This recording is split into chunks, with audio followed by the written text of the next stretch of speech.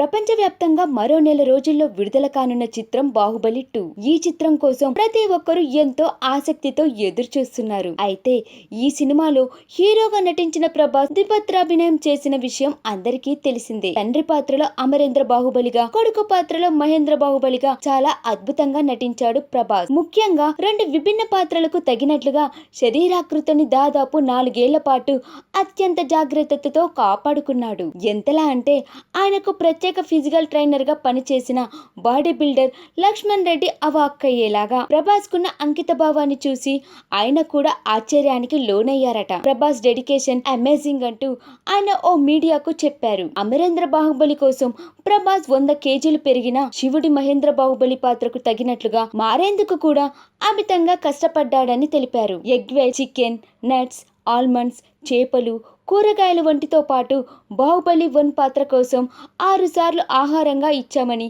బాహుబలి 2 పాత్ర కోసం cheese, mutton దాదాపు 8 సార్లు ఇచ్చామని చెప్పారు. ప్రభాస్ కు బిర్యానీ అంటే చాలా ఇష్టమని, జంక్ ఫుడ్ అంటే కూడా నచ్చుతుందని, ఆ విషయంలో తాను చాలా కఠినంగా ఉండేవాడని, అయితే అతడి ఇష్టాన్ని అర్థం చేసుకొని అనుమతిచ్చేవాడినని పేర్కొన్నారు. ప్రభాస్ తీసుకునే ఆహారం, వర్కౌట్ అన్ని కూడా దాదాపు 4 ఏళ్ల పాటు తన పర్యవేక్షణలోనే జరిగాయని వివరించారు.